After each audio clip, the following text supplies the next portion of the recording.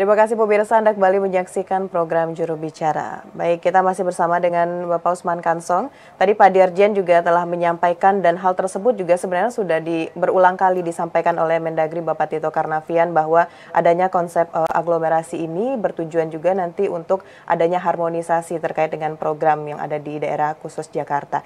Baik Pak Dirjen, ini sempat muncul juga Pak Dirjen isu bahwa dengan adanya RUU DKJ ini untuk dipersiapkan untuk wakil presiden tertentu. Nah, ini bagaimana Pak Dirjen terkait dengan isu tersebut? Apakah benar atau seperti apa nih Pak?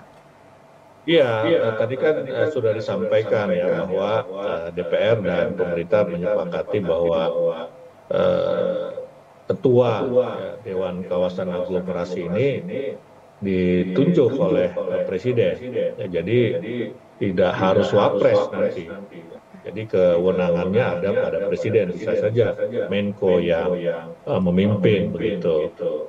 Nah itu satu. Ya kedua kalau dilihat dari sisi timing ya, ini kan pemerintah sudah membahas dan menyusun RUU DKJ ini usai pengesahan Undang-Undang Ibu Kota Nusantara. Jadi yang diketok itu pada 15 Februari 2022. Jadi jauh sebelum Pilpres, sebelum adanya koalisi-koalisi, begitu kan, belum tahu juga kita calonnya siapa, begitu ya, baik calon presiden maupun calon wakil presiden.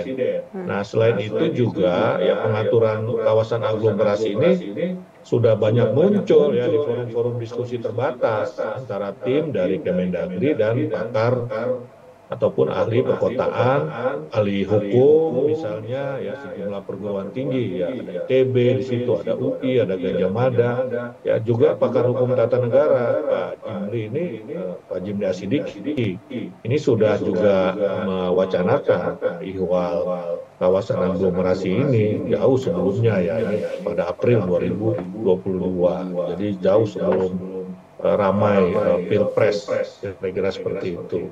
Nah, ya sekali lagi ya saat itu belum ada, kita belum tahu siapa calon presiden, wakil presiden, kita juga belum tahu ya koalisinya seperti apa yang akan terbentuk. Jadi intinya ini dipelintir lah, gitu ya, dipelintir seolah-olah ini nanti diperuntukkan untuk Mas Gibran. Waktu itu aja kita belum tahu kok Mas Gibran itu menjadi cawapres kan, dan kemudian ya berdasarkan quick count ya nanti akan ditetapkan oleh KPU ya memang unggul di dalam Pilpres. Jadi ini isu yang muncul belakangan begitu. Isu yang muncul belakangan ketika memang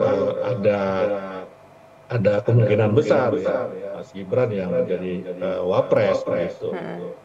Baik, kembali lagi nih, tidak harus wakil presiden yang bisa menjadi pemimpin Dewan Kawasan Aglomerasi, bisa Menko yang seperti Pak Dirjen sampaikan tadi. Dan untuk status dari Jakarta sendiri saat ini masih menjadi ibu kota negara dari Republik Indonesia. Kita menunggu Kepres yang akan keluar nantinya. Lalu Pak Dirjen, setelah kita bahas panjang lebar tadi, nantinya setelah tidak jadi ibu kota lagi, Jakarta akan seperti apa Pak Dirjen?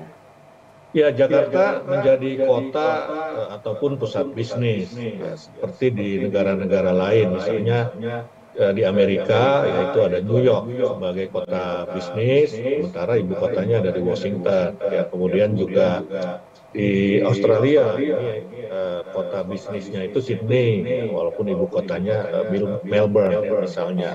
Kemudian juga di Brazil, itu kan Rio de Janeiro itu kota bisnis. Dulu kan ibu kotanya di situ, sekarang dipindahkan ke Brasilia. Jadi Brasilia adalah menjadi ibu kota Brasil, sementara Rio de Janeiro-nya itu menjadi kota bisnis di situ. Nah nanti ibu kotanya adalah Nusantara ya, atau IKN.